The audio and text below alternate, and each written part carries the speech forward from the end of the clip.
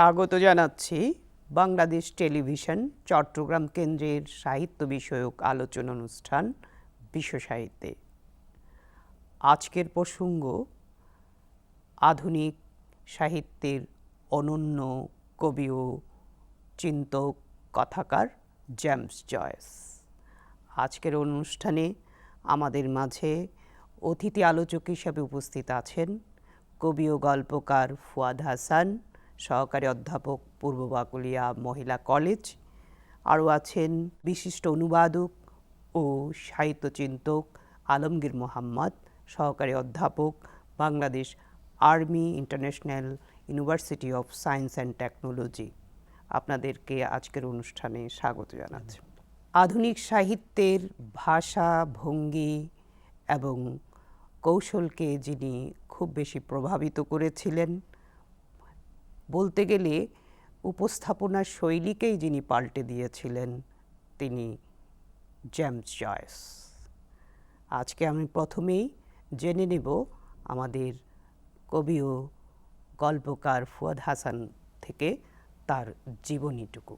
James জয়েসের নাম শুনলেই প্রথমেই আমার কাছে ব্যক্তিগতভাবে যে বিষয়টা মনে পড়ে, আমি বিশ্ববিদ্যালয় জীবনের প্রথম দিকে ক্লাসরুমেই প্রথম তার নামটা শুনতে পাই। আমাদের বিশ্ববিদ্যালয়ের মহিবুল আজিজ তিনি সৈয়দ ওয়ালিউল্লাহর বিষয়ে ক্লাস নিচ্ছিলেন, সেখানেই প্রথম আমি জেমস জয়েসের নাম শুনতে পাই এবং তার বিশেষ করে স্ট্রিম অফ কনসাসনেস এই বিষয়টার কারণে।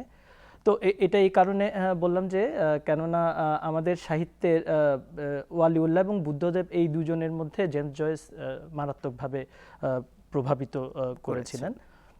তো তার জন্ম 1882 সালে ডারবানে আয়ারল্যান্ডের। তিনি খুব এই পর্যন্ত বিশ্ব সাহিত্যে যে সকল চিন্তক সাহিত্য চেতনায় যারা বড় ভূমিকা রেখেছেন তাদের মধ্যে অন্যতম। তিনি কখনোই আসলে খুব যে জনপ্রিয় ধারার লেখক ছিলেন এমন না, কিন্তু তিনি তার চিন্তা শৈলী, তার লেখা শৈলী এবং তার নানা সাহিত্যকর্মের মধ্য দিয়ে তিনি আলাদা একটি অবস্থান করে নিয়েছেন। স্বাভাবিকভাবেই তিনি প্রথম দিকে তার জন্মের পরপরই তিনি ধর্মগুরু প্রতিষ্ঠানগুলোতে তিনি প্রাথমিক শিক্ষাটা শেষ করেন এবং সবার মতোই বাবার মতোই তিনি হয়তোবা ধর্মগুরু হিসাবেই তার জীবনটা শুরু করতে পারতেন, কিন্তু এরপরে তিনি স্নাতক শেষ করেন এবং স্নাতক পর্যায়ে যাওয়ার পরে তিনি লেখালেখিতে মনোনিবেশ করেন এবং প্রথম দিকে তার কিছু কবিতা ছিল। পরবর্তীতে তিনি তার ছোট গল্প রচনা করেন, কিন্তু ছোট গল্পগুলো সবগুলো ওই ডারবান কেন্দ্রিক, যেহেতু তার জন্মস্থানকে তার সেখানকার মানুষজন, জীবনযাপন, সেগুলো খুব তিনি পুঙ্খানুপুঙ্খানুভাবে দেখতেন, অবলোকন করতেন এবং তার সাহিত্যে স্বাভাবিকভাবে এইসব বিষয় আশয় উঠে আসে। কিন্তু প্রকাশকরা কোনোভাবেই তার গল্পগুলো প্রকাশ করতে চাচ্ছিলেন না, বারবার তিনি ফিরে যাচ্ছিলেন। প্রায় 20-এর অধিক সময় তাকে ফিরিয়ে দেওয়া হয়েছিল। পরবর্তীতে তার একটি গল্পগ্রন্থ সেটা ইংল্যান্ডের এক প্রকাশক গ্রহণ করে এবং এর পরবর্তীতে তিনি সাহিত্যকর্ম তার মোটামুটি তিনি জনপ্রিয় ধারায়, জনপ্রিয় ঠিক না, তিনি আলোর মুখ দেখেন সে অর্থে এবং মূলধারায় মূলধারায় তিনি অংশগ্রহণ করেন। এরপরে বিশেষ করে তার যে উপন্যাস ইউলিসিস, যেটার কথা হয়তো আমরা আসব, সেখানে তাকে পুরো বিশ্ববাসী এই উপন্যাসটাকে নিয়ে মাতামাতি করেন।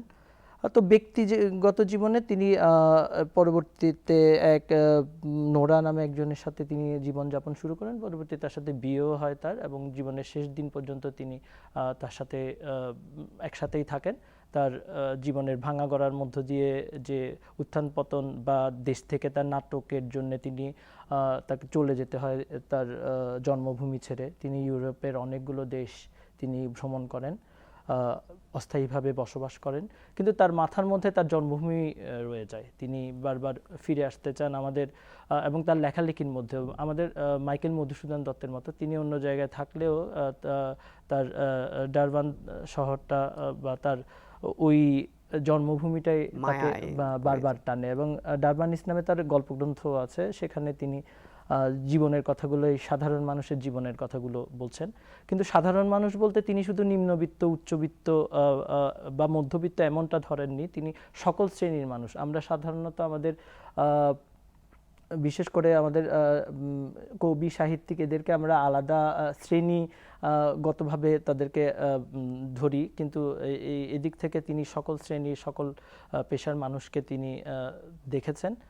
বিশেষ করে তার যে মানে আলাদা করে দেখার যে ভঙ্গি, তিনি খুব ডিটেলস বর্ণনাত্মক ভঙ্গি ছিল তার, এবং মানুষকে তিনি রোগা ছিলেন, খুব চোখে কম দেখতেন, কিন্তু তার উপলব্ধিগত দিকটা খুব ভালো ছিল। সহজেই মানুষকে তিনি বিভিন্ন জায়গার নাম, মানুষ কিভাবে চলাফেরা করছেন, জীবনযাপন কেমন, সেগুলো খুব সহজেই তিনি আত্মস্থ করতে পারতেন, এবং তার লেখালেখিতে তিনি খুব সচেতনভাবে এগুলো খুব ব্যবহার করতে পারতেন। এটা তার একটি বড় বৈশিষ্ট্য ছিল। আমরা এবার আসছি আমাদের অন্যান্য আলোচক জনাব আলমগীর মোহাম্মদের কাছে। আমি ওনার কাছে প্রশ্ন রাখব, ও শুধু ইউলিসিসের জন্য নয়, তিনি অসাধারণ কিছু ছোট গল্প এবং বিখ্যাত একটি আত্মজীবনীমূলক প্রবন্ধ সহ বেশ কিছু কবিতাও রয়েছে। কারণ আমি ছোট গল্পের জেমস জয়েসের ছোট গল্প নিয়ে কিছু বলার জন্য বলবো আলমগীর মোহাম্মদ। ইংরেজিতে আসলে ইংরেজি সাহিত্যে আধুনিক সাহিত্য, যেটা আধুনিক সাহিত্যের মানে মডার্ন এজে যেটা আমরা বলি আর কি, আধুনিক সাহিত্যের ইংরেজি আধুনিক সাহিত্যের গোড়াপত্তনটা আসলে জয়েসকে দিয়ে শুরু। আর জয়েসের ছোট গল্প যদি আমরা বলি, এবং আপনি যেটা বলছিলেন যে তার একটা আত্মজীবনিক একটা নভেলা আছে, যেটা হচ্ছে a portrait of the artist as a young man, যেটা জয়েস আসলে এখানে দেখা যেটা সেটা হচ্ছে কামিং অফ এইজ বলি আমরা, যেটা জার্মান একটা ওয়ার্ড আছে বিল্ডাংস্ট্রোমান। বিল্ডাংস্ট্রোমান হচ্ছে coming of age or formation novel, যেটাতে কেন্দ্রীয় চরিত্র ছোট থেকে আস্তে আস্তে বড় হয় এবং তার ভাঙা গড়া জীবনের, আমরা বিশ্ববিদ্যালয়ে পড়া থেকে যেটা হয় আর কি, ধরেন আমরা যদি স্কুল জীবন থেকে শুরু করি, অনেক সময় দেখা যায় যে আমাদের স্কুল কলেজ জীবন তেমন সাদামাটা, মানে তেমন উল্লেখযোগ্য কিছু না থাকলেও সাদামাটা কাটলো। বিশ্ববিদ্যালয়ে গিয়ে অনেকে হঠাৎ করে একটা স্টার তকমা হয়, বা অনেকের ভাঙা গড়া হয়, প্রথম দিকে একরকম, বিশ্ববিদ্যালয়ে ফার্স্ট ইয়ার সেকেন্ড ইয়ার একরকম, থার্ড ইয়ার ফোর্থ ইয়ারে গিয়ে আরেক রকম। এই যে জয়েসের জীবনটা আসলে স্টেফেন ডেডেলাস যে আমাদের central character protagonist portrait of the artist as a young ম্যানে, অনেকটা জয়েস মানে শেষে দেখা যায় সে প্রথম জীবনে খুব মায়ের জন্য কান্নাকাটি করে, একটা ছোট চিঠিও আছে এই নভেলার মধ্যে, যে একটা ছোট চিঠি আছে মায়ের জন্য কান্না করে জ্বর হওয়ার পর। আমরা তখন দেখি যে রবীন্দ্রনাথের ছোট গল্প ফটিকের যে ছুটি গল্পের যে ফটিকের যে বলে যে মা আমার জ্বর হয়েছে আমি বাড়ি যাব, একই কথা, mother I am sick I am at the hospital, take me home, একই জিনিসটা পাই। এই যে দেখেন একই সময়ে রবীন্দ্রনাথ এবং জয়েসের কর্মকালটা, মানে আমরা যদি সাহিত্য রচনার সময়টা দেখি কাছাকাছি সময়, কিন্তু দুজনকে চিনতে এমন কোনো প্রভাব বা এমন কোনো কিছু জানা নেই, একই, কিন্তু থিমটা একই, সময়কে ধারণ করা এই জিনিসটা যেমন আছে। তারপর পোর্ট্রেট অফ দ্য আর্টিস্টের সাথে আপনি রবীন্দ্রনাথের নষ্টনীড়ের একটা তুলনা করতে পারেন, যেখানে দুজনই নষ্টনীড়ের যে কেন্দ্রীয় চরিত্র, সেও একইভাবে বড় হয়, বড় হতে শেষমেশ সে যখন আত্মোপলব্ধি করতে পারে যে আমাকে তো আসলে আরও বড় হওয়ার জন্য সব কিছু ছাড়তে হবে, তখন সে মায়া মোহ প্রেম ছাড়ে। এখানে জয়েসের স্টেফেন ডেডেলাসও একই কাজটা করে, যে দেশ তার কাছে মনে হয় যে আয়ারল্যান্ড তো একটা প্রতিবন্ধকতা, তখন সে বলল যে পরিবার, ধর্ম এবং জাতীয়তাবাদ বা দেশ, এই তিনটা জিনিসের জন্য যে ছোটবেলা থেকে তার খুব মানে আমরা ক্রন্দন দেখতে পাই, বড় হওয়ার পর আসলে দেখা যাচ্ছে যে তাই তিনি মনে করছেন যে শিল্পী হওয়ার পথে, মানে টু বিকাম এন আর্টিস্ট, উনি মনে করলেন যে এই তিনটাই হচ্ছে অবস্টাকল, এবং এই তিনটা অবস্টাকল উনি সারা জীবন ডিঙ্গিয়ে যেতে চেয়েছেন, কিন্তু বারবার ফিরে আসছেন। আর তারপরে ছোট গল্পের কথা যদি আমরা বলি, ডাবলিনার্স, ওনার তো ডাবলিনার্স যে ছোট গল্পের সংকলনটা, এখানে 15টা গল্প আছে। 15টা গল্পকে আসলে মানব জীবনের যে আমরা চারটা অংশ হচ্ছে আপনি চাইল্ডহুড, অ্যাডোলসেন্স, ম্যাচুরিটি আর একটা পাবলিক লাইফ, আমাদের এই চারটাই জীবন আসলে। গল্পগুলো মোটামুটি এই চারটা দাগেই মানে ক্লাসিফাই করলে, আমরা যদি ক্লাসিফাই করি থিমেটিক্যালি, মানে নাম ধরে না, আমরা থিমেটিক্যালি যদি ক্লাসিফাই করি, গল্পগুলো মোটামুটি এই চারটা জীবনের এই চারটা অনুষঙ্গ নিয়ে রচিত। এখানে আপনি দেখবেন যে আয়ারল্যান্ডকে আবার বলা হচ্ছে, আয়ারল্যান্ডের ডাবলিন, মানে আয়ারল্যান্ডের যে রাজধানীকে তিনি বলছেন যে ইটস এ সেন্টার অফ প্লেগেমিয়া, মানে প্যারালাইসিস, মানে একটা মানুষের হৃদয়ে বা অন্তরে প্যারালাইসিস হলে যা অবস্থা হয়, মানে মানসিকভাবে যদি আপনি প্যারালাইজড হয়ে যান, উনি বলছেন যে আয়ারল্যান্ড আসলে প্যারালাইজড, আয়ারল্যান্ডের রাজধানী প্যারালাইজড। paralyzed হয়ে এবং একই কথাটা কিন্তু Joyce portrait of the artist as a young man একটা সুন্দর উদ্ধৃতি আছে, Ireland is the old sow that eats her farrow. মানে অনেকটা হচ্ছে আপনার সেই পাখির মতো যে বাচ্চা দিয়ে কোনো কিছু খাওয়ার না পেলে নিজের বাচ্চাগুলোকে নিজেই খেয়ে আস্তে আস্তে চিবিয়ে খায়। আয়ারল্যান্ডকে তিনি ওভাবে দেখছেন, কিন্তু আয়ারল্যান্ডের কাছে তিনি আবার ফিরে আসেন। এবং ডাবলিনার্সের গল্পগুলোতে আপনি দেখবেন আয়ারল্যান্ডের জীবন, সাধারণ মানুষের জীবন, তারপর তার রচনাশৈলীর আরেকটা বিষয় যেটা ফুয়াদ ভাই বলছিলেন যে স্ট্রিম অফ কনসাসনেস, মানুষের মনের মধ্যে কি হচ্ছে সেটা তিনি বের করে নিয়ে আসেন, চেতনার চেতনা প্রবাহটাকে উনি তুলে ধরতেন। এক দ্বিতীয় কথা হচ্ছে আপনার এপিফেনি নামে একটা ফিলিংস আছে তার লেখার মধ্যে, যেটা সাধারণ একটা মুহূর্তের মধ্যে দিয়ে একটা স্পিরিচুয়াল কানেকশন খুঁজে পাওয়া, কিন্তু পরবর্তীতে এই কারেকশনটুকু জীবনে না নেওয়া।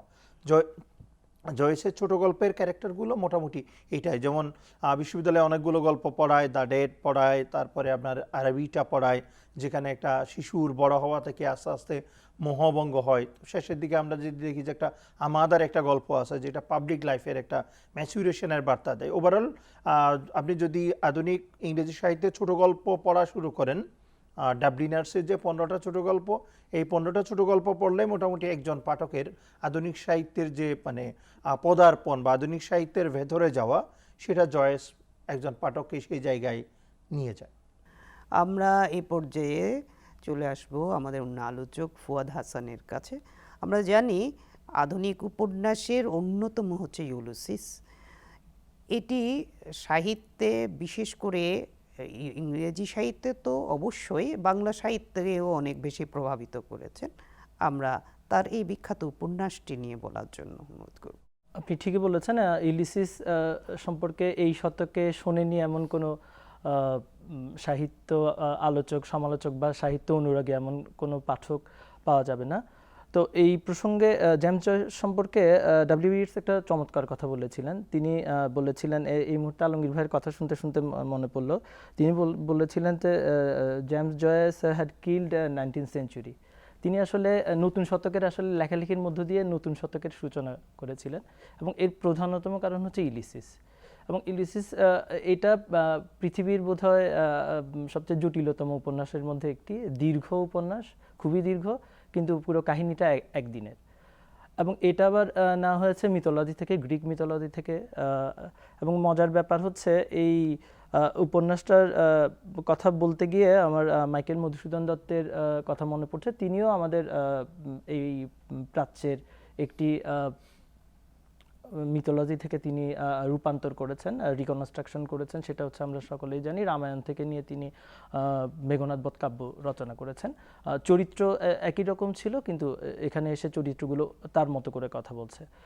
ইউলিসিসের ক্ষেত্রেও তিনি গ্রিক পুরাণকে অন্যভাবে পুরাণ থেকে উপস্থাপন নিয়েছেন। করেছেন। সেখানে তার গ্রিক পুরাণের যে চরিত্র, সেটা যুদ্ধ শেষে তার দেশের দিকে ফিরে যাচ্ছেন, তিনি বীরত্বের সাথে ফিরে যাচ্ছেন। আর এখানে আমাদের এই নায়ক, তিনি হয়তো তিনি যোদ্ধা নন, তিনি একজন সাদামাটা মানুষ, ভীরু প্রকৃতির মানুষ। তিনি তার অপরাধ বোধ আছে অনেক, তিনি মানুষের ইতিবাচক দিক, নেতিবাচক দিক যা থাকার তাই রয়েছে। কিন্তু তিনি স্বাভাবিকভাবেই যে জীবন যুদ্ধে তিনিও একজন যোদ্ধা।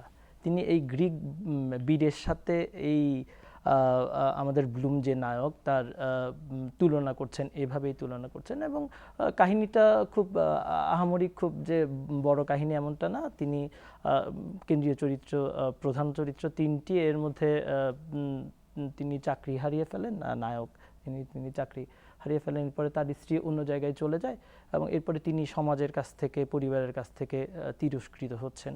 এই যে তার যে ভেতরকার যে দহন, সেখান থেকে তিনি শক্তিমত্তা অর্জন করেন। এবং এরপরে যে তার টিকে থাকার যে লড়াই, যে তিনি নিজেকে তিনি সাহসী বা নিজেকে তিনি জয়ী করার যে স্পৃহা, এটাই পুরো উপন্যাসটাতে বিদ্যমান। পাশাপাশি তিনি অনেক বর্ণনাত্মক উপন্যাস। এখানে তিনি সময় ধরে ধরে শুরু করেছেন, 8টায় কোথায় যাচ্ছে, 11টা, একটি দিনের কাহিনী, কিন্তু এর মধ্য দিয়ে তিনি সমাজটাকে, সময়টাকে, ব্যক্তির লড়াইকে আমরা নামকরণের দিকে যেভাবে দেখতে পাই যে বীরত্ব, যে তিনি কোনো এক সাক্ষাৎকারে এই প্রসঙ্গে তিনি বলছেন যে আমরা হয়তো যোদ্ধাদের কথা জানি, কিন্তু এই যে ছোটখাটো বিষয়ে জীবনের যে টানাপোড়েন, এই যে যুদ্ধ, এটাকে ফেলে দেওয়া, এটাকে উপেক্ষা করার আসলে কোনো সুযোগ নেই। তো এই জীবনের যুদ্ধ, আমরা প্রতিটি মানুষের যে গল্প, এই গল্পগুলোকে আসলে তিনি নিয়ে আসার চেষ্টা করেছেন তার এই উপন্যাসে। ওনার যে ভাষা শৈলীটা, হ্যাঁ, এটা কিন্তু অন্যরকম। আধুনিক উপন্যাসের পুরো ভাষা শৈলীকে উনি চেঞ্জ করে যে ভাষা শৈলী বলতে তিনি বিশের অধিকার বলা হয়ে থাকে। পরবর্তীতে তিনি একটি উপন্যাসে তিনি জটিলতম ভাষা ব্যবহার করেছেন, কিছু শব্দের মানে আসলে এটা নিয়ে গবেষণার দাবি রাখেন তিনি। হ্যাঁ, ভাষা নিয়ে তিনি কাজ করেছেন। তারপর হচ্ছে তিনি তার কৌশল নিয়ে, উপন্যাস শৈলী নিয়ে তিনি কাজ করেছেন। পাশাপাশি তার চরিত্রগুলো হয়তো আলাদা আলাদা। আমি বলেছিলাম চৈতন্য প্রভাব, যে মানে এক একটা চরিত্র এক একভাবে যে আলাদা আলাদা জায়গায় থেকে আবার পুনরায় বাস্তবতায় ফিরে আসছে, এই জিনিসগুলো তার চরিত্রগুলোর মধ্যে আছে। জেমস জয়েস শুধু উপন্যাসিক বা গল্পকার ছিলেন না, তিনি কবিও ছিলেন। তার কবি সত্তা নিয়ে কিছু বলার জন্য বিনীত রাখছি আলমগীর মোহাম্মদকে। জয়েস আসলে জয়েসের সাহিত্য যাত্রাটা অন্য দর্জনের মতো মানে হচ্ছে একটা বাংলাদেশে যদি আপনি দেখেন যে কোনো লেখক আগে কবিতা লেখা দিয়ে শুরু করেন। জয়েসের প্রথম কবিতার বইটা হচ্ছে মূলত লিরিক্যাল পোয়েট্রির একটা সংকলন। 36টা কবিতা আছে এখানে। মানে 36টা বলার কারণ হচ্ছে এক জীবনে আসলে বেশি কবিতা না লিখেও যে মানুষ বিখ্যাত হতে পারেন। পরের কবিতার বইটি হচ্ছে যেমন পমস পেনিং ইচ, মানে ওখানে আসলে 12টা কবিতা, পর উনি আরেকটা কবিতা যোগ করলেন বোনাস হিসেবে। মানে উনি আসলে বইয়ের নামটা নিয়ে এক ধরনের একটা মস্করা করেছেন, বা যেটাকে আমরা ব্যঙ্গাত্মক স্যাটায়ার বলতে পারি। স্যাটায়ারের আসলে বাংলাটা আমি মস্করাই বলি। মস্করা করার মাধ্যমে, কারণ হচ্ছে তখন উনি মনে করলেন যে এই বইটা আসলে 12টা আলুর দাম। তারপরে হচ্ছে পমস, যেটা ফ্রান্স শব্দ, তারপরে পেনিজ, প্রতিটা একটা করে 1 পেনি করে বিক্রি, বা এরকম একটা, এটা এক ধরনের। এই কবিতাটা এখানে 12টা-13টা কবিতার মধ্যে যেটা আছে সেটা হলো যে আপনার তার প্রথম কবিতার বইটা নিয়ে যদি এজরা পাউন্ডের মন্তব্যটা আমরা বলি, এজরা পাউন্ড এবং টি.এস. ইলিয়ট দেখলেন যে জয়েসের কবিতা অসাধারণ, এবং জয়েসের কিন্তু মিউজিক্যাল ট্রেনিং ছিল। মিউজিক্যাল ট্রেনিংয়ের প্রভাবটা, এজরা পাউন্ড তো হচ্ছে 20 শতকের অন্যতম সাহিত্য চিন্তক। মানে উনি আসলে লেখালেখি না করলেও, একটা মানুষ লেখালেখি না করে সাহিত্য চিন্তা এবং সাহিত্য সমালোচক হিসেবে যে দাঁড়িয়ে যাওয়া যায় এবং বিখ্যাত হওয়া যায়। এজরা পাউন্ডের কথাটা এভাবে বলার কারণ হচ্ছে টি.এস. ইলিয়টও কিন্তু একই সময় লিখতেন, এবং টি.এস. ইলিয়টের দ্য ওয়েস্টল্যান্ডটা তো এজরা পাউন্ডের হাতেই কাটাছাড়ার পরে মানুষ হয়, আমরা যেটাকে বলি যে এখন যে ওয়েস্টল্যান্ড সেটা হয়। একই অবস্থা হচ্ছে জয়েসের কবিতাগুলো পড়ে এজরা পাউন্ড বলছেন যে এই কবিতাগুলো পড়লে এটা টোনের দিক থেকে মনে হয় যে কবির যে মিউজিক্যাল ট্রেনিং আছে সেটা এখানে আছে। তারপরে হচ্ছে এটার আপনি যদি মিটারের দিকে তাকান তাহলে এটা হেরিকের একটা ভূমিকা আছে এখানে, প্রভাব বা ভূমিকা আছে। তারপরে হচ্ছে টি.এস. ইলিয়ট যেটা বলছেন যে এই কবিতাগুলো আসলে মানে সময়কে ধারণ করে, কারণ আমরা থিমেটিক্যালি যদি দেখি আর এই কবিতাগুলোতে প্রেম, মানুষের, জয়েসের সবগুলো লেখা কিন্তু একদিক দিয়ে জয়েস যদিও ইউলিসিসের কথা ফুয়াদ ভাই বলছিলেন, জয়েস যদিও বড় একটা মহাকাব্যিক ক্যারেক্টার নিয়ে কাজ করছেন, মানে তার সাহিত্যে যেটা ওয়ার্ডসওয়ার্থ যেটা বলছিলেন, poetry should be written in the language of the man, should speak of the man, poet should. আর জয়েসের কবিতাগুলো একই, শুধু কবিতা না, লেখালেখি তার প্রবন্ধ, মানে আপনি যদি তার ছোট গল্প এবং উপন্যাসও যান দেখবেন যে মানুষের কথা বলছেন। এই কবিতাগুলোতে দেখা যায় তার নিজেরও জীবন অনেকটা প্রবহমান, প্রেম, মৃত্যু, তারপরে আপনার মানে অল্প বয়সের আবেগ, বড় হতে হতে সেটা কাটিয়ে ওঠা, তারপরে মানুষের নানা স্তরের জীবনে নানা স্তরের আবেগ এবং ক্রাইসিস কাটিয়ে ওঠা, সেটা প্রথম কাব্যগ্রন্থে এইটা গেল। পরেরটা অ্যাবসোলুটলি পার্সোনাল। তারপরে হচ্ছে তার পরিবারে অনেকগুলো মৃত্যুর ঘটনা ঘটে, যেটা পোর্ট্রেট অফ দ্য আর্টিস্টের কথা আমি বারবার বলার কারণ হচ্ছে এটা আমার প্রিয় টেক্সট, এবং ওখানে দেখা যায় যে তার পরিবারের যে মৃত্যুর ঘটনাগুলো উঠে আসে। এই কবিতার ক্ষেত্রেও তার মৃত্যুর, মানে তার পরিবারের যে মৃত্যু, দাদার মৃত্যু, সন্তানের মৃত্যু, পারিবারিক ঘটনা প্রবাহ, এবং ডাবলিন সবসময় তার একটা হার্টস। যদিও ডাবলিনার্স গল্পগ্রন্থে উনি বলছেন যে heart of paralysis centre of paralysis, কিন্তু আসলে বাস্তব কথা হচ্ছে Dublin is the heart of Joyce's writing, whether in poetry or in short stories or even. আপনি যদি দেখেন যে জয়েসের লেখালেখিটা শুরু কিন্তু কবিতার আগেও কিন্তু উনি একটা প্রবন্ধ লিখেছেন। প্রবন্ধটা হচ্ছে হেনরিক ইবসেনকে নিয়ে, আমরা যার লেখা আডলস হাউস পড়ি, এবং ইবসেনাইট স্টাডিজ নিয়ে কিন্তু সবচেয়ে বেশি গবেষণা বা সবচেয়ে বেশি পড়ালেখাটা করেছেন হচ্ছে জেমস জয়েস। এবং পরে তো ইবসেনের এই আইডিয়াটা নিয়ে, মানে ইবসেন স্টাডিজ হয়ে গেছে। নোরা তো তার যে ক্যারেক্টার নোরা হেলমার, ইবসেনাইট আইডিয়াস, মানে যে ইবসেন একটা পড়ালেখার টপিক হয়ে গেছে, এটার শুরুটা কিন্তু জয়েসের হাত ধরেই শুরু। এইভাবে তার কবিতার সংখ্যায় কম, 50-এরও কম কবিতা। জয়েস যখন ছোট গল্পে আস্তে আস্তে নাম করা শুরু করলেন, ডাবলিনার বের হওয়ার পরে যখন উনি মোটামুটি একটা খ্যাতি পাওয়া শুরু করলেন, তখন উনি টুক করে 1932 সালে কবিতা লেখা বন্ধ করে দিলেন একেবারে। কবি হিসেবে কিন্তু তখন উনি খুব মোটামুটি খ্যাতিমান, কিন্তু তিনি কবিতা লেখা বন্ধ করে দিলেন। আর ছোট গল্পের ক্ষেত্রে আমরা একই জিনিস দেখি যে ডাবলিনার লেখার অনেক পরে, মানে কিছুকাল পরে তিনি একটা গল্পের সংকলন লিখছিলেন, কিন্তু সেটা আর প্রকাশের মুখ দেখেন। এটা 2013 সালে এসে প্রায় 90 বছর পরে পোস্টহিউমাসলি এটা প্রকাশিত হয়। তো জয়েসের কবিতা, গল্প, তার উপন্যাস সব মিলিয়ে জয়েস হচ্ছে একজন, মানে আয়ারল্যান্ডের একজন জাতীয়তাবাদী সাহিত্যিক, যে আয়ারল্যান্ডকে মনে প্রাণে ধারণ করেন, এবং তার কবিতা, গল্পে সাধারণ মানুষ, আয়ারল্যান্ডের মানুষ, তিনি যদিও একটা বোহেমিয়ান ক্যারেক্টারের মতো পুরো পৃথিবী ঘুরে বেরিয়েছেন, সেটা হচ্ছে অনেকটা ওই যে ঘর ছাড়িয়া বাহির হইয়া জ্যোৎস্না ধরতে যায়, হাত ভর্তি চাঁদের আলো ধরতে গেলে নাই। উনি দিন শেষে আবারও আয়ারল্যান্ডের কাছে ফিরে আসতে চেয়েছেন বারে বারে। সেটা ফিজিক্যালি সম্ভব না হলো, মেটাফিজিক্যালি তার লেখালেখির মাধ্যমে। বিশেষ করে তার উপন্যাস এবং বিশেষ করে বাংলা কথা সাহিত্যে জেমস জয়েসের একটা প্রভাব আছে লেখকদের উপর। আপনি সাহিত্য অধ্যাপক হিসাবে বলেন, বাংলাদেশের সাহিত্যিক কোন কোন লেখক এবং কোন কোন গ্রন্থগুলো জেমস জয়েসকে প্রভাবিত করা? খুব যে প্রভাবিত করেছেন, বিশ্ব সাহিত্যকে প্রভাবিত করেছেন, কিন্তু আমাদের খুব বেশি সাহিত্যিককে যে প্রভাবিত করেছেন এমনটা হয়তো বলা যাবে না। কিন্তু বিশেষ করে সৈয়দ ওয়ালিউল্লাহর কথা আমি শুরুতেই বলছিলাম, তাকে সবচেয়ে বেশি বোধহয় প্রভাবিত করেছেন। বিশেষ করে তার কাদো নদী, কাদো উপন্যাসের ক্ষেত্রে যদি আমরা তাকাই, তাহলে এখানে জেমস জয়েসের স্ট্রিম অফ কনসাসনেস এই ধারণাটা প্রয়োগ পাওয়া যায়। জি, ন্যারেটিভের বিষয়টা। আর পাশাপাশি বুদ্ধদেব বসু ওই সময়ের মনে হয় ওই একমাত্র ব্যক্তি যিনি তিনিও তার লেখালেখির ক্ষেত্রে, তার উপন্যাসের ক্ষেত্রে, আমরা তার তিথিডোর উপন্যাসের কথা বলতে পারি, এখানে কিছুটা তিনি হয়তো স্বীকার করেননি, কিন্তু এখানেও জেমস জয়েসের একটা প্রভাব পাওয়া যায়। কিন্তু আধুনিক পরবর্তী কারোর মধ্যে সেই অর্থে আসলে জেমস জয়েসের তার চিন্তার বিষয়গুলো হয়তো বা দার্শনিক বিষয়গুলো এসছে, কিন্তু সরাসরি উপন্যাসে ওইভাবে, সাহিত্য ওইভাবে এসছে এমনটা হয়তো বলা যাবে না। ধন্যবাদ আপনাদের দুজনকেই চমৎকার প্রাণবন্ত উপস্থাপনা এবং আলোচনার জন্য। দর্শক মণ্ডলী, আমাদের অনুষ্ঠান এ পর্যন্তই।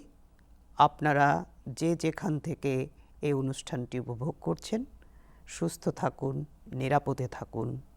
দেখা হবে আগামী দিন অন্য কোনো বিষয় নিয়ে।